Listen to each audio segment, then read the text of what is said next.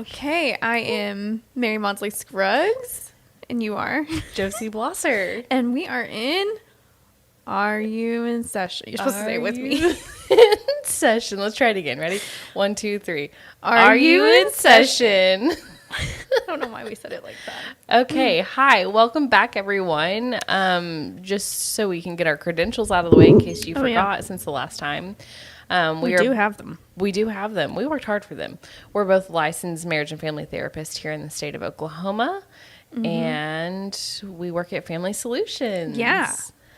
So, Mary, what are we going to talk about today? Today, we are talking about words that are pretty trendy or popular and possibly overused relating to mental health. ADHD just got me and reminded me that we were going to talk about how we are cuddled up. I was actually just thinking that. Okay. Just so you know, we're both freezing cold and have blankets on us, so we're really cuddled up today. My OCD made me feel like we had to tell people that. Oh, yeah. I like how you're throwing in all these words. So what, Josie, would you say is your hope for our talk today? What would you like people to get from this? I think my hope, or what I want people to get from this is that as mental health has become more acceptable and talked about, it also has created this like a paradigm of trendiness where people are using mental health related words or even diagnoses, but they aren't always using them correctly. And so again, I think I'm always going to advocate for and be happy with people talking about mental health. But there has been a downside to it of the trendiness of it. And as a clinician, how I hear some things and it's like hearing nails on a chalkboard because I'm like, oh, it's being used incorrectly. Yeah, ditto. Like, it's exciting to see, and I think we've talked about this in past episodes before, like, it's exciting to see this shift of mental health is talked about, it's embraced, people go to therapy even if, like, the sky isn't falling, they're just like, I could work on some things. Right. Like, I think before there's been a lot of stigma around it. And so it's exciting that it's talked about and embraced and there's a lot of knowledge around it. But as actual mental health professionals, sometimes we find ourselves being like, wait a second, let's come back here a little bit and see, and it's not all as we think it is. It's not all what this word means. Right. I think that's probably the rub for most professionals is we have worked really hard to understand what these words mean and how when we use these words, it means exactly this or close to this. And society now has taken these words and been like, this happened to me, or I'm this, or someone in my family member is that. And it's misleading and it's sometimes just not true. And I guess that's also just how language develops, right? Like there's words that we use now that we don't know where it comes from. And then you find out sometimes and you're like, ooh, kind of weird that we use that word. I think about, I don't know if you ever took this class in college and undergrad, but the developmental disabilities class and talking about like person first language and why we don't use words like mongoloid or retard or things like that because it's offensive for one, but also if I were to call you one of those words, that would be totally inaccurate because that's not who you are, and those at some point were diagnosable words. Yeah, they were professional words at one point, and then they became cruel words that people used to like put other people down. And so I think it's kind of off the same vein that this is happening to the mental health words we're going to talk about today. I hadn't thought about that comparison, but I could see that. Okay, so should we go ahead and get into it, or was there anything else about this topic in general you wanted to talk about? I would just say like trigger warning. Which are important because the word triggered is supposed to be an indication of something may bring you back to a time of trauma. So it's mostly related to PTSD, right? This event triggered me and it brought me back to war. It brought me back to my abusive relationship with my mom. A moment in time that is traumatic. Right. That your brain is going to take you back to that place and try to convince you that your physical body is no longer safe. And so you might start to experience these like visceral responses because your brain has convinced you that you are no longer in the safe space because you are triggered. You are triggered. But how do we hear it now in the context of just being a person in the year of 2024? I think a lot of times, the times I hear it the most that I'm like, I don't know that that's exactly how the word's meant to be, is when someone's just saying that upset me. That hurt my feelings. It's often I was that triggered. Yeah, I would agree with that. It's I felt a little bit of discomfort, distress. Yeah. But realistically, again, if we go back to the origin of what like a trigger warning meant or being triggered meant, it pales in comparison to what, you know, someone who may be a war veteran, when they are triggered, what that actually means. I remember having a conversation when we were in grad school about trigger warnings, and you know, I might go down a rabbit hole. That's okay, because of my actual ADHD. So reel me in if you need to. But you know, trigger warnings are meant to be like, hey, this movie has violent things or whatever that could definitely be triggering for a lot of people. And I think trigger warnings are great for that, especially with how much media we do consume. So there's constantly stuff on our phones, and like the news just automatically, if I go on Facebook, the first thing that pops up is always KOCO. And I'm like, I read the headline, I'm like, oh my gosh, like I did not need to read that yet. It's Monday morning at 8 a.m. I don't too much. Anyway, but as mental health professionals, we really want people to feel like they can handle pain in life. It's not to take away pain. Yes. Pain's going to always be there. You will not always get to have a trigger warning. So our job is to help you figure out how can you be okay even when there's things that are hard and painful and you didn't necessarily have a trigger warning with it. Well, and if you'll allow me to dive down my own little rabbit hole, I think that's where, and we've talked about, and I think I'm going to be very cautious and probably not say the thing that I want to say. But for people to be able to handle the pain, they confuse that moment of discomfort and distress for some other big mental health diagnosis. Yeah. Like they will sit there and say like, oh my gosh, I'm dealing with da da da da da. And it's like, no, you're just in a moment of discomfort. You had a normal human response. Like before I get up, and I'm going to probably stick my foot in my mouth here. Before I get up and give a public presentation, I'm going to be sweaty. I'm going to have some shortness of breath. I'm going to be a little bit shaky. I'm good. Like my body is going to tell me it's starting to kick in my fight or flight response because I'm just anxious about this moment.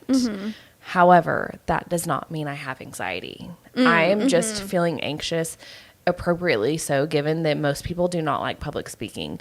But I'm not going to sit there and tell everyone that I have anxiety. Sure. Like you having the feeling does not determine your overall identity. I mean, a diagnosis doesn't determine your identity, but it does not determine a diagnosis. Right. Yeah. And if I went to a mental health professional or a psychiatrist and I said, hey, here are my symptoms, I would not qualify for the diagnosis of generalized anxiety disorder because it was in that moment. It was very appropriate, my response. Yeah. And so I think that's where I oftentimes am frustrated, or I hear people like use a diagnosis out of turn or out of line. Right. Where it's like, hey, what you don't know and you shouldn't know it because you're not a professional and you never studied this, is that for someone to get a diagnosis of anxiety, depression, and we're using like layman terms for that, schizophrenia, borderline personality disorder, bipolar, there are criteria that have to be met. And it's not just have you exhibited these symptoms once or twice. It's here's the list of criteria, the symptoms, and how long you have to have had them. But we are in a world where people are happy to slap a label on something and call it that, and then try to either make that someone's identity or their own. And it's like, hey, no, you're just experiencing a moment where you're being human, and that's okay. And maybe that's something that I'm like, I don't want to continue going down the rabbit hole necessarily, but that would be a good topic for discussion sometime, is just like, what is the point of a diagnosis? What does it do for you? Unless we have talked about it before. I don't think we have. Okay. Well, Let's keep that in mind next month. I mean, yeah, I would say quick summary diagnosis is to help you recognize just information, and then you do with it what you will. Like, I got diagnosed with ADHD, but it didn't necessarily mean I had to take medication. Right. I just at least knew, oh, this is something that I deal with. Right. Okay, reel us out. Add to that real quick? Yeah. Nope. So I meant to go through this whole list of words. Can I do that real quick? Yeah, absolutely. So this is just from, we were like, let's Google some words that are, and I think I literally Googled overused mental health words. And this is just the first list that came up. And we were like, yeah, agree. And maybe added one or two. So the list includes triggered, which we just talked about, toxic, narcissism, trauma, boundaries, gaslighting, manic, OCD, ADHD, insanity, paranoia, psychopath, and schizophrenia. And we probably won't go through all of them today. But no, I would say... So we've talked about triggered and how that is overused and oftentimes used incorrectly. I think trauma is another one, which again, it pairs nicely with triggered. And it's just another one, like, what do you consider trauma? That is a huge wide spectrum. I don't think that someone has to have been physically, sexually assaulted or abused. I don't think someone has to be... a World War II veteran to have trauma. I think it can be something like you were in an area where there was a gunshot and you heard it and you experienced the crowd running around you. I think that could be trauma. And we have little T traumas and big T traumas that we like to talk about, right? So it's like, there's hard things that happen in my life that I'm like, I'm okay. It was like, it's impactful. Right. But not every hard thing has to be a trauma. Exactly. Yeah. So, how do you often see the word trauma be overused? Did we even describe what trauma is? Did we start there? I don't know that we did. Okay, so trauma is, and this is maybe not the most technical way of putting it, but a memory that can pop up for you in the times you least expect it, continues to impact decision-making, ability to function daily. What else would you say? I would say it, when the trauma shows up in unexpected moments, it triggers your fight or flight response. So again, it's making your body feel like you're not safe. You're in panic. Yeah.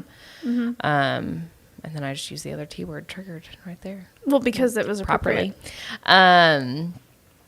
Yeah, so I think it's, it's something that's stored in your brain. It is a difficult and hard experience. And so it elicits a response that is appropriate for that experience, even if the setting is not that. Yeah. And, can you explain what big T trauma and little T trauma When I think of big T traumas, it's like those extreme things like you're in a car accident, maybe a year and more. Little T traumas can be like you were in a fender bender. Yeah. I feel like that's kind of a good way of putting it, right? Yeah, big T trauma is like cars totaled. Little T trauma is you had to go to the hospital. Is bumper. Yeah. I don't know why and so maybe both scenarios make you a little bit cautious to drive, but one might be like, I can no longer, I feel like I can't drive ever again. Or I can't even look at cars. The other one is just like, I actually check my rearview mirror when I try to make a turn. Right. The first time I got in the car after my little fender bender, I was like, oh gosh, am I going to get hit again? But then I kept driving and that feeling went away. And that makes sense, right? It's a little bit more rational. But the big T is often like, that was a hard thing that happened to you. That was a big thing. It doesn't mean it's going to happen again. Right. And that's something we're often having to talk with clients about. It's like, this happened to you. But, right. And I think maybe really it's not that people are fan question. Oh, okay. Yeah, we'll have to add that. Okay. We have a question from a fan, and if it's Josh, hello, Josh. What about the word addict? Wait, let's go back to it in a second. Okay, we'll come back to it. Josh, we've got it. I think people oftentimes are making their little T traumas their big T traumas. So I had a sports coach yell at me really harshly and single me out. This is my perspective. I got yelled at by my coach. Well, now that is my big T trauma, and I'm never going to play that sport again, and I don't want to speak to that person. When it's like, yeah, it wasn't fun. It was probably humiliating. But you can be resilient, and also with time have some context to understand, like, your coach was frustrated, not with just you, but everyone, and their response was poor. Well, and, you know, everyone's different. And context is different. It's not nature versus nurture. It's both. At least that's my belief. Yeah. And so for some people, maybe that could be kind of a big T trauma. That's true. And it's hard to think of that being the case, but it could be kind of. But I think it's all about perspective, right? Of like, well, how is it impacting you now? And I think that's where it can be kind of frustrating to hear people be like, oh, this is my trauma, or that was traumatic for me, because it's like, that was probably a hard time, and it probably still is like, you know, I don't like thinking about it, but it's not impacting your life to the same degree. Right. Absolutely. And maybe that's really kind of the measurement of trauma, is like, how much is it impacting your life post-event? And on that note, that kind of reminds me of the question, which was, what about I'm addicted to, like the word addiction. And I feel like that's another thing where it's like, guilty. I use that. Yeah, I mean, it's like, I'm addicted to coffee. Well, I probably am addicted to caffeine. That's not a good example. Because you'd have some withdrawals. Probably a little caffeine headache. I'm addicted to nerds clusters. Okay, but are you? Because, like, if you think about giving them up, do you think you could live your life okay? I have a bag in my office, and I think if I was truly addicted, it would be an empty bag in my office. You would have gone through several bags. Absolutely. Every day. And it's been in there since the beginning of July, so. Yeah. And I think what people are trying to say is like, oh my gosh, I love this I have them often. Yeah, I have it often, without understanding, like, hey, if we're going to qualify something as, or qualify a person as an addict or being addicted to, there's, again, criteria, which is like, it impacts your daily functioning. That's what we should have done, is brought the DSM. We should we have it. But I don't know if I actually want to do the legwork right now. So feel free to look into it, you guys. Yeah. There's been failed attempts to stop or to successfully stop. Yeah. You know, it's getting you in money trouble. Now, if I bought the nerds clusters all the time. I'm picturing this now. I'd just have a room full of nerds. Both the pink and the blue kind. Just, you have to let go of the nerds. My teeth, that would be a sign of me being an addict, because my teeth would be rotted out from all that sugar. Yeah. Because I probably wouldn't take the time to brush them, because I'd just be chomping on my nerds clusters. Yeah, so addicted to probably is one of those overused common ones. I didn't even think about that, because I think I often say that as well. But there are people who actually have addictions. We work with them. Absolutely. And I would never wish upon myself the struggle of addiction that I have worked with people of, like, because it's hard. Yeah. And it does damage. Yeah. Yeah.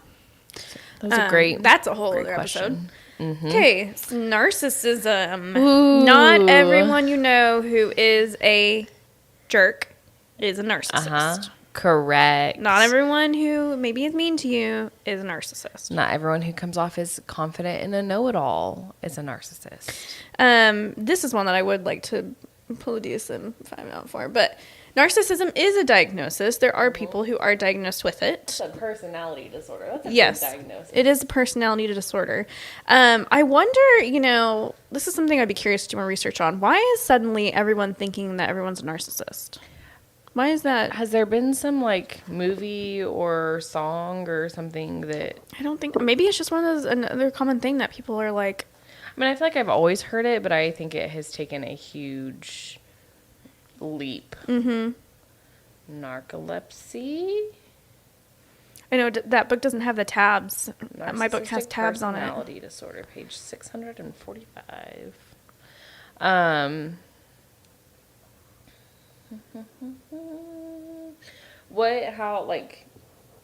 When you hear people, I think most people do not claim to be a narcissist. I think they often I would say give. There is no research to back this for me, but when I guess the percentage of my clients who say so-and-so I think is a narcissist, I would say like 50%. Like, it's a good amount. It's accurate? No, not accurate, that they just say that. What would you say? Yeah, I would agree. I think family members and spouses often get label each other. Yeah. And we are never going to diagnose someone who's not in the room with us. Why is that? Because that is unethical. They're not there with us. We do not have the full picture. So we can't diagnose. Even when we diagnose our clients, we're always hesitant to give any sort of label. I almost feel very cautious in reading this because I think some people can still be like, no, that is the person that I'm talking about. And if they are, then you can encourage them to get an assessment. That is true. Absolutely. Do you want me to read the criteria? Yeah. Is it pretty long? Can you give us the cliff notes? There's 9. Yeah, I can give. So this is a pervasive pattern of grandiosity, a need for admiration, a lack of empathy, beginning by early adulthood and present in a variety of contexts, as indicated by 5 or more. So there has to be 5 of the 9. So the grandiose self importance, that need to be recognized or superior, preoccupied with fantasies of unlimited success, power, brilliance, beauty, or ideal love, believes that he or she is special and unique and can only be understood by high status people, requires excessive admiration, has a sense of entitlement, is interpersonally exploitative. So that could be like manipulative, takes advantage of, lacks empathy, so doesn't acknowledge the needs of others, is often envious of others, so why do they have what I don't, and shows arrogant, haughty behaviors or attitudes. Thank you for that. But if it's just 1 or 2 of those things, they don't meet criteria for the personality disorder. And something like, I'm having a thought. I think a lot of times people like to say so-and-so is a narcissist because I think for them, they have to remember this person's probably never going to change. Yeah. And so if they had the diagnosis, they could know, like, this is who they are. This is a diagnosis that they have. And, like, that's not something that may just, like, change overnight. And so as we're talking about this, I'm realizing I think a lot of times people kind of do that for themselves to think this person may never change and I can't have the expectations that they will. But I usually am trying to help them figure out, like, what else could it be? Could it be emotional immaturity? Could it be like an addiction? Is it some childhood stuff popping up that they need this attention now? Yeah. Yeah. Like, it could be many other things happening that impacts your relationship with them. It's not to take away your experience. It can still be really hard and hurtful and to know that, like, they may not be able to meet the expectations I have, but it doesn't mean they're a narcissist. Or it could. Right. I don't know.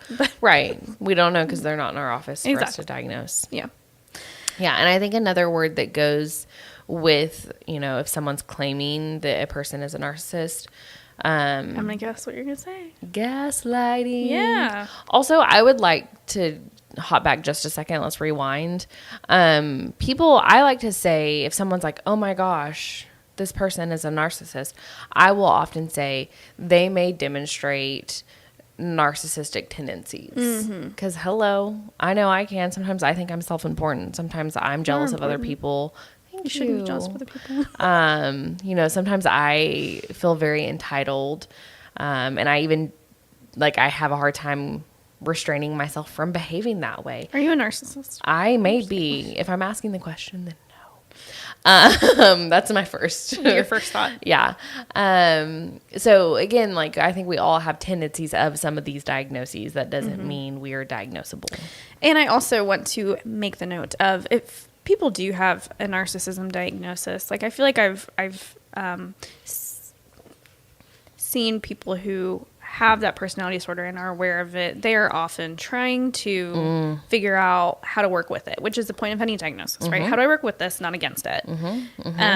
How do I have healthy relationships with this diagnosis? How do I fight my natural tendency and replace it with healthier tendencies? Because it's obviously hurting people a lot of the times. Not always, but yeah. I feel like I should make that note. So, anywho, back to gaslighting. Gaslighting. Woo. Gaslighting means, and we've talked about this, I think, before, and Josh Nichols has some great writing blogs, I think, about it on our website. Yep. Just going to give him that little plug. I mean, if we're going to talk about a word that's overused, and I think we learned this because of Josh's, research and writing about it, that in 2021 it was the Merriam-Webster's most used or looked up word or something like that. Yeah. So it had a lot of attention. I love the word as a professional because it does explain an experience that people often have and are left thinking, am I crazy is the word we use. Like, do you just find Crazy yourself making. asking yourself that? So gaslighting means, creating a, how would you describe it? I would say gaslighting is See, we should have gotten these definitions. I know we should have. It's the experience of someone making you question your own reality. Yes. So beautiful. If I sat here and said, Mary, we are not being recorded right now. We're not talking into microphones. You're crazy for thinking that. You and I are just having a conversation about trendy mental health words, and I beat you down to the point that you're like, man, was I making that up? I could have sworn we were being recorded and talking into microphones. Yeah. I'm like, no, like that's wild. How could you even think that? And there's many forms of gaslighting. I think that's what Josh wrote about. Yeah. And you walk away thinking that my reality was right and yours was wrong. Yeah. Yeah. And of course it's going to make you question a lot of other things in your life. If you're like, well, if I have that right, and what else do I have wrong? Right. So how do you often see it overused? I think it is overused when someone offers a different perspective. Like if I said, hey, Hannah was in the office with us and she was working really hard on her computer while we did our podcast, but you could see Hannah from a different angle and you could see that Hannah was watching Netflix on her computer. And you try to convince me of that. I could sit there and say, like, you're gaslighting me. No, she wasn't. I saw her but it's diligently. Just different perspective. Yeah, and it's really like, well, some things we know to be true. Hannah was in here and she's on her computer. I just couldn't see what she was doing, and you could. Yeah, I think that's kind of what I see a lot, where it's like, it's miscommunication. It's not the right language that you're using. So if you're like, no, you're wrong, this is what happened. It's like, you're saying this as a definite. When instead what I could be saying is, oh, it's interesting that you saw it that way. What I saw, I'm pretty sure I saw Netflix there. Like, I think she wasn't working really hard. And so I think language can play a part in that, because it's like, no, you're wrong. When they're not even necessarily trying to be manipulative. They're just debating on whose perspective was correct. Right. Which is also kind of silly. And I think, that's where the intent of gaslighting is not known. Like, gaslighting is meant to be used as a power play in abusive relationship, so that I, or someone who is abusive, can continue to do things that are hurtful and harmful, and then make you believe or question if it ever actually happened, or that it was my fault versus yours. Yeah, it comes down to power and control. Yeah. Versus just like disagreement. Yeah. Yes. And like, sometimes in the disagreement, it's like, it probably did feel a little gaslighty. Like, maybe you were like, am I crazy? But it does not mean that is what necessarily was happening. Sure. So in moments like, if you're like, was I a little bit crazy? No. You just had a different perspective or a different experience. But I could understand if you hear someone else's experience, how you're like, do I need to go get checked out? Yeah. Because if it does seem to be completely different than yours, then I can understand where that is very scary. So, but it doesn't always mean you're being gaslit, because that depends on the other person's intention. Yeah. Yes. Yeah. So, like we said, go check out Josh's resources for that. Yeah, he has some interesting stuff. Do you want to go to toxic? This is my big one. Yeah. Talk to me about it. Okay, toxic isn't even necessarily like a you can't mental find that health in the DSM word. anywhere. I think that's truly just a trendy poisonous thing. Yeah, but it's used a lot in regards to like relationships. That relationship is toxic. Yeah, and I'm just gonna rant a little bit as to why it frustrates me. Pop off, sis. So I can understand this relationship is unhealthy, or that person frustrates me, that person hurts me. There's a lot of feelings there, and I get it. But to be like, that person is toxic, it can kind of create a scenario where it's like, that is a bad person, you are the victim. And you are not necessarily the victim in this scenario, depending on what the situation is. Right. Unless, of course, it's an abusive situation. But sometimes, like, you spilled my sweet tea, now you're a toxic person.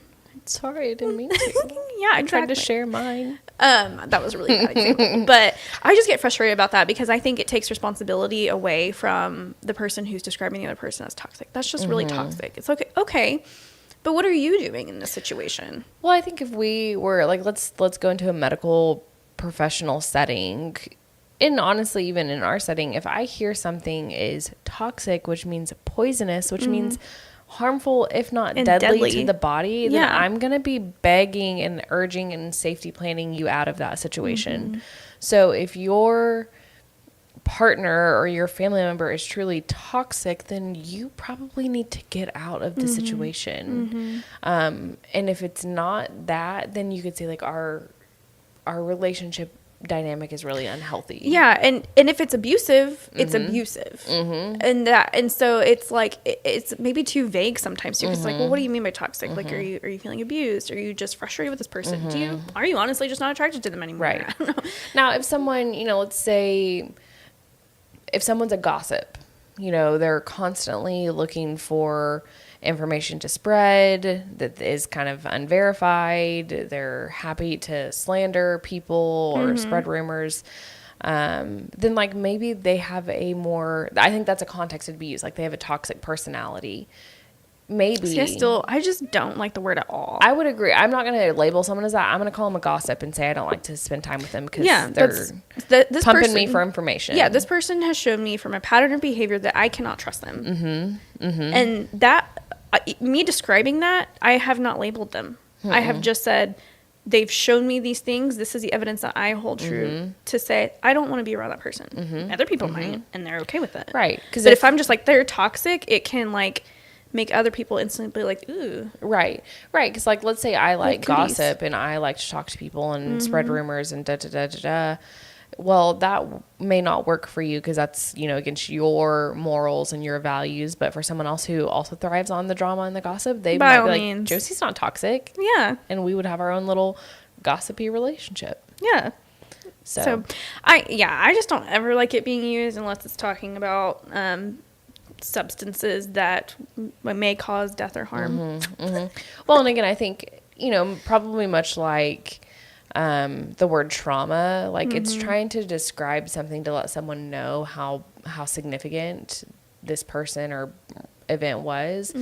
But I think I wish people would stop and consider, like, if I sit there and label this person as toxic, what are the implications of that? Yeah, if I was eating something that was toxic, I would immediately stop and go get care. Yeah. So just feels a little unfair. Yeah. Feels a little manipulative, perhaps. It's my boundary that I don't label people as nice toxic. segue. Thank you. So what is a boundary, Josie? What is a boundary? So I think for me, when I think of what is a boundary, it is it's a limit or a rule or just an expectation. I'd probably call it an expectation. Feels good, yeah. That I have in relationships or even with myself. And if I cross that boundary, I will have disrespected or dishonored myself or the understanding that I have created with someone. And there's probably going to be a negative outcome of that, which could feel like a consequence. Yeah, boundaries are meant to protect relationships. There are different kinds. There's the rigid one, which is like closed off. We have no contact, essentially, for the most part. There's porous, where it's like, I don't really have a boundary. Like, come sit on my lap. Things are That's not flowing in inappropriate and at all. out. And then there's the healthy in between, right? Of like, I have my limitations to things I'm okay with. But it can be adaptable if it needs to be. Yes, boundaries can always be. That's why I'm always telling people, I'm like, boundaries can be flexible. What you need right now doesn't necessarily mean that's what you're going to need in 24 hours and 24 months. Right. Well, and I think I love that you said that, of like, boundaries are meant to protect and preserve health. Yes. And so, like, I'm sure I've mentioned before, because gosh, if people don't know that I love ice cream, then I've been failing. I love ice cream. It is a boundary that I don't eat ice cream every single night, even though I might want to. And I do it to preserve my own health. Not because I don't think food is good or bad, but I know overall the nutritional value of it is lesser than I want it to be. And if I ate it every night, I would probably skip dinner half the time, and it could impact you eating other foods that your body needs. Exactly. So, and the other boundaries are to protect the self, but they're also to protect relationships. And that's something too. I often try to, when we have a lot of, and I think there were some articles that came out about this recently. We have a lot of people cutting off relationships. And if that's what you need to do, that's what you need to do. But it's not the only answer. And that's what I'm always trying to challenge my clients with, is like, maybe your relationship just needs to look different and it's not ever going to look the way you want it to. But what are the boundaries that you can create where you're still allowing this relationship to exist? You're not cutting them off, but it doesn't look unhealthy anymore necessarily for you. You know, I think if I were to give like context or explanation, what I would say is like, okay, for me in a healthy romantic relationship, I would say my boundary is that my partner does not engage in a romantic relationship with another person. You want a monogamous relationship. I want a monogamous relationship. So in this case, my partner cannot go have emotional intimacy, sexual intimacy, physical or mental intimacy with a person that it could lead to a romantic relationship outside of our relationship. However, I'm not going to sit there and tell my partner that they can never speak to another woman again. Yeah. Like, to me, that's a wild boundary. Yeah. Because one, that's probably not realistic. Controlling. And two, it's controlling. And then but it can be, the word boundary can be used to say, that's just my boundary. Like, I know, I kind of mentioned earlier when we were talking before this, like, that Jonah Hill stuff came out, and there were a lot of people just talking about how he used therapy terms in it, and I'm not going to say what my opinion was necessarily. I just know that people were saying, like, he was using the word, that's my boundary, as a way to control, and that can feel confusing, and that's why part of the reason we're talking about this today is, like, if you use a mental health type of word, it's like, well, I guess I should respect that, but no, and that's the other thing, too. You can say, my boundary is to have a monogamous relationship, and your partner can say, I don't want to. Right. And you can't make them. But then you have to set the consequence of, I'm out. Yeah. And I think that's the thing of like, okay, we get to discuss, do we need to change boundaries so that we can both be mostly satisfied? Or do I get to say, hey, this is my expectation and you cannot meet it? And that is okay. You don't want to meet it. Now I know that we are no longer compatible. You know, best of luck. Information. Yeah. How do you often see it be overused? I think oftentimes people, much like the Jonah Hill situation, which again, we're not going to share our opinion on it, we'll sit there and say like, that's my boundary, when it's like, no, like you're just saying you don't like this. Yeah. Like I could sit there, I'm gonna catch a lot of flack here. I could say like, my boundary is that I don't drink Dr. Pepper. No, because me drinking or not drinking Dr. Pepper doesn't really preserve my health or safety of anything. I just don't really like Dr. Pepper. I'd much rather have a Coke. So you're saying it kind of depends on like the context and what exactly they're really trying to say. You can see it get messy with the way people use it. Yeah. And it can also just be like, I don't know. Boundaries are kind of a confusing one because they are different for each person. But it's just, I feel like ultimately I want people to recognize that you can always set this boundary, but one, you want to make it realistic. Otherwise people aren't going to really respect it. And two, you can't make people follow it. Right. Like if it's important to you and someone doesn't respect it, then it's up to you to be like, okay, well then this is what I have to do if my boundary is not respected. You know, I think a question I often get asked a lot is like, does this boundary always have to exist? And again, that goes back to, no, the boundary does not have to. Yeah. It can, you know, I think we work in the world of addiction. Oftentimes the boundaries that we set for people who are initially recovering from some type of addiction, they're very rigid. I'm not ever going to tell someone who struggles with alcoholism that they should go hang out at a bar. I'm going to say the boundary is that you do not need to go to places that easily provide alcohol and that is just the beverage that's flowing. I'm going to say you need to stay away from those places and even stay away from people who often drink excessively. And they might say, ugh, am I always going to have to do that? Like, can I never go to the bar section in Chili's again? You don't have to do anything. Yeah. And I'm saying, you know, here's what I'm strongly encouraging you to consider. And no, it may not always be this way, but until you have better control of yourself and discipline over your addictive thing, then you should probably stay away from it. Yeah. And then we get into the conversation of and how is going to a bar healthy for you? Because again, boundaries are meant to preserve health and safety. Right. So, okay. What's can we another do one? The OCD and ADHD, and then we'll probably need to wrap it up.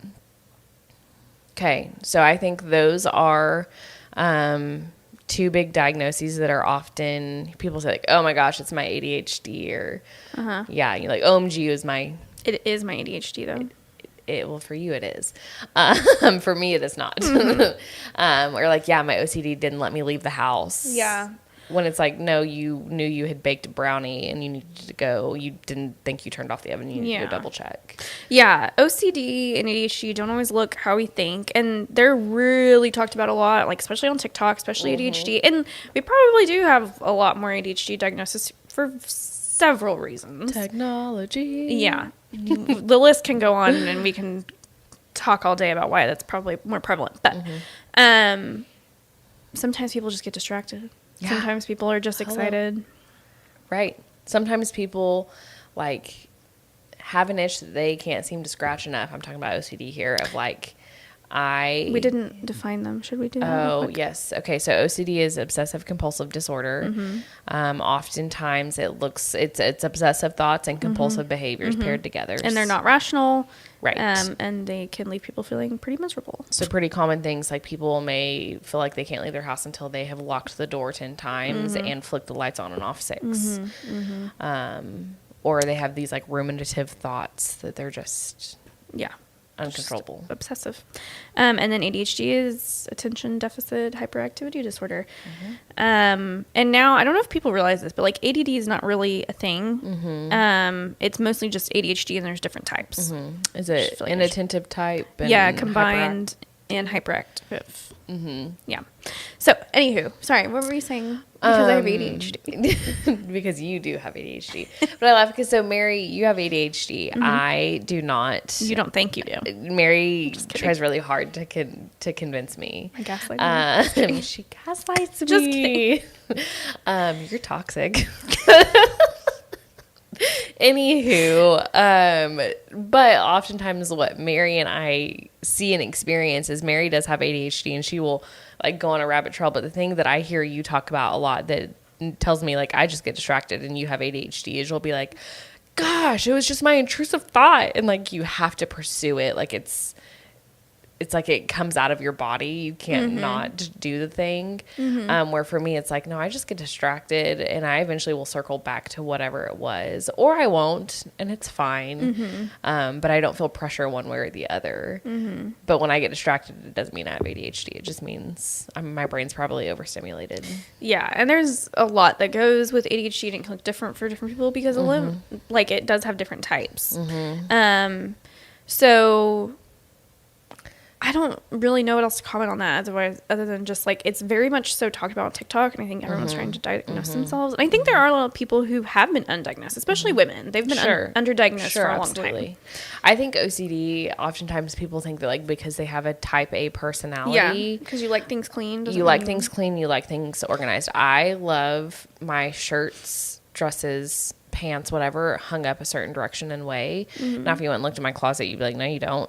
But in theory, I do. When I hang up clothes, I hang them up in like a routine way. That doesn't mean I have OCD. I just have a routine and I have a pattern in a way that I like things done. Yeah.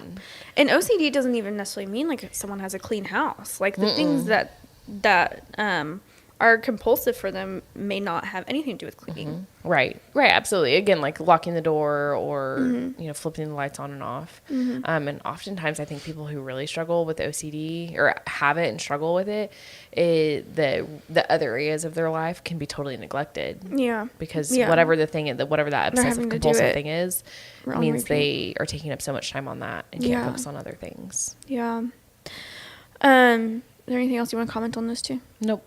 So it's kind of fun to break down these words. It also makes me a little nervous for some reason to, I think, talk about these just because I want my main goal, is to just recognize like these words do have meaning and are very much so a reality for a lot of people. Absolutely. And so that's the problem with them being overused is it can kind of desensitize our society to these certain words, and we don't take them seriously, and that's disappointing. Absolutely. Yeah, because I think if I hear someone just kind of casually talking about this person with narcissism in their life, I internally like roll my eyes and be like, yeah, okay, whatever. When heck, that very well could be true, and that could yield to a abusive relationship. But because I've heard it from every other person on social media or every other person in my life, that I'm like, you don't even know what that means. Which then I should be curious and be like, tell me about that. Well, yeah, I was gonna say, like, I think as professionals, we usually know to be more curious about it anyway. Even if at first, like, I'm hesitant to think in my mind, like, yeah, maybe, no matter what, even if the context warrants it, I still am just like, tell me more.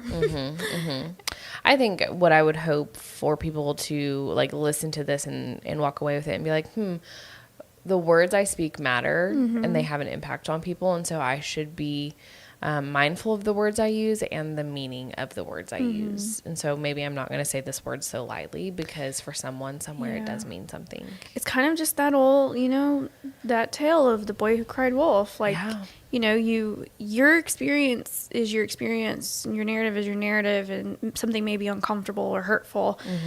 But to recognize that some words mean more than what you think. Yeah. And I think, I mean, I say this often, like, say what you mean and mean what you say. But to mean what you say, you have to know what that is. So. Yeah. Yeah, that's true.